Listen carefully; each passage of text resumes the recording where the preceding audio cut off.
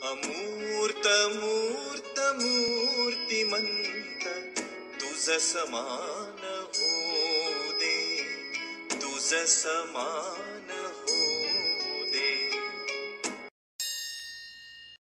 छात्र शक्तीचा आधारवड दत्ताजी डिडोळकर.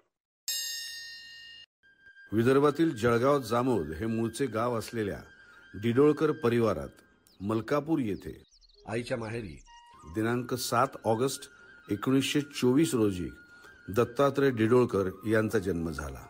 वडील देवीदासराव नागपूरच्या कॉटन ट्रेडिंग कंपनीत नोकरी करीत असल्यामुळे सर्व भावंडांचे म्हणजेच 3 भाऊ 1 बहीण शालेय आणि महाविद्यालयीन शिक्षण नागपुरातच झाले.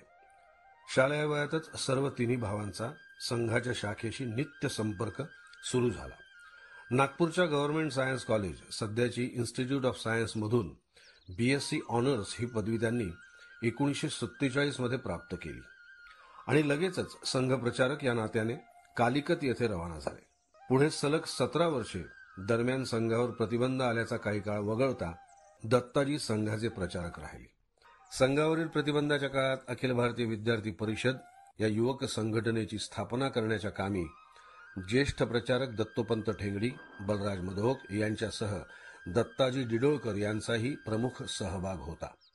दत्तोपंत ठेंगडी यांच्याच शब्दात सांगायचे तर संघ ने सिखाई हुई रीति नीति पद्धति को विद्यार्थी क्षेत्र में इंट्रोड्यूस करते हुए राष्ट्र संवर्धन कार्य का विद्यार्थी मोर्चा इस नाते से दायित्व संभालने वाला, विद्यार्थी संगठन का शुभारंभ करने वाले देश के प्रमुख पायनियर्स में से एक थे दत्ताजी डिडोळकर. विद्यार्थी परिषदेचे काम करताना देशातील प्रबुद्ध तरुणाई सुसंस्कारित छात्र शक्तीच्या स्वरूपात संघटित व्हावी आणि राष्ट्र उभारणीच्या कामात संयोजित व्हावी हा कटाक्ष जोपासला जातो. या कटाक्षाच्या जपणुकीची संस्कृती परिषदेच्या कार्यात रुजवण्याच्या कामी दत्ताजी डिडोळकर यांची भूमिका महत्वाची राहिली. अमूर्त मूर्त मूर्तिमंत तुझ समान हो दे, तुझ समान